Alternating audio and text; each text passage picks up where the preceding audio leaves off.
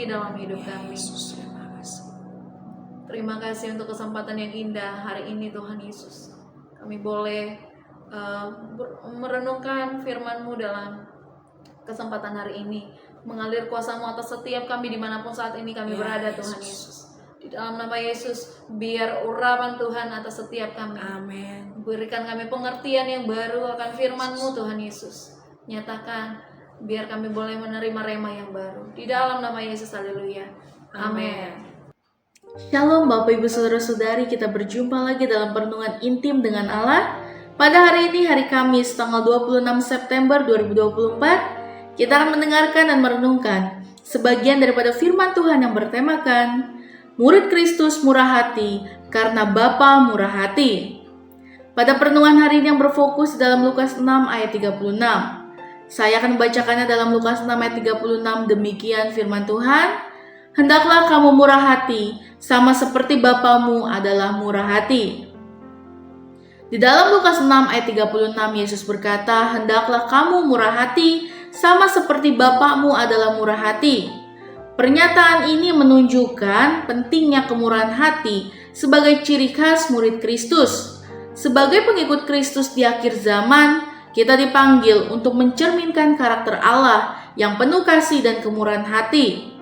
Melalui khotbah ini, kita akan mengeksplorasi makna kemurahan hati menurut kitab suci dan bagaimana kita bisa menjadi murid Kristus yang murah hati karena Bapa kita adalah Bapa yang murah hati. Arti murid Kristus murah hati karena Bapa murah hati.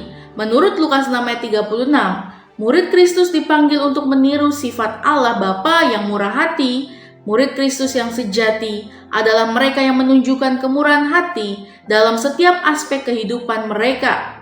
Sebagai cerminan dari sifat Allah yang penuh kasih dan belas kasihan.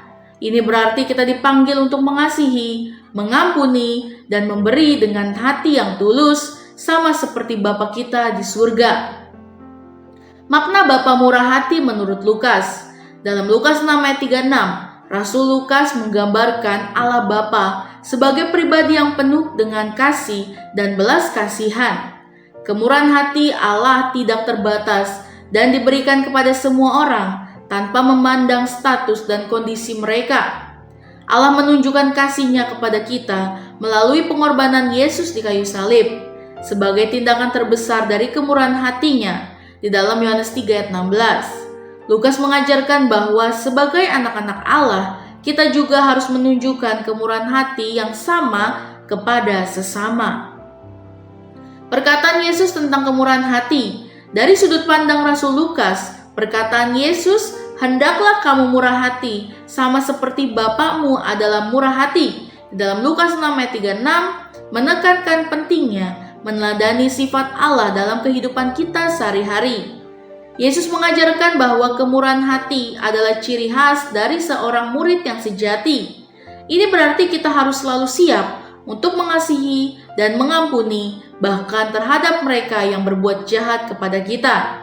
Di dalam Lukas 6 ayat 27 sampai 28. Menjadi murid Kristus yang murah hati, ada beberapa hal yang dapat kita lakukan untuk menjadi murid Kristus yang murah hati. Yang pertama, kita harus hidup dalam kasih dan pengampunan. Di dalam Kolose 3 ayat 12 sampai 13. Lalu yang kedua, kita harus memberi dengan tulus tanpa mengharapkan imbalan. Di dalam Matius 6 ayat 3 sampai 4. Lalu yang ketiga, kita harus berbelas kasihan dan peduli terhadap mereka yang membutuhkan. Di dalam Yakobus 2 ayat 15 sampai 16. Contoh dari rasul yang menunjukkan kemurahan hati adalah Barnabas yang menjual ladangnya dan memberikan hasilnya untuk membantu jemaat yang membutuhkan. Di dalam Kisah Para Rasul 4 ayat 36 sampai 37. Tindakan yang harus kita kerjakan. Sebagai murid Kristus yang murah hati di akhir zaman, kita harus aktif dalam pelayanan kasih dan kebaikan. Ini berarti kita harus melibatkan diri dalam kegiatan-kegiatan sosial yang membantu mereka yang kurang beruntung.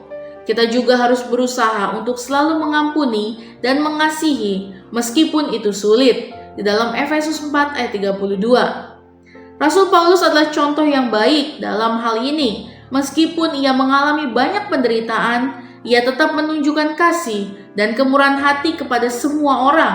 Di dalam 2 Korintus 11 ayat 23 sampai 28. Hal-hal yang harus dihindari. Ada beberapa hal yang harus kita hindari agar tidak kehilangan sifat murah hati sebagai murid Kristus. Yang pertama, kita harus menghindari sifat egois dan mementingkan diri sendiri.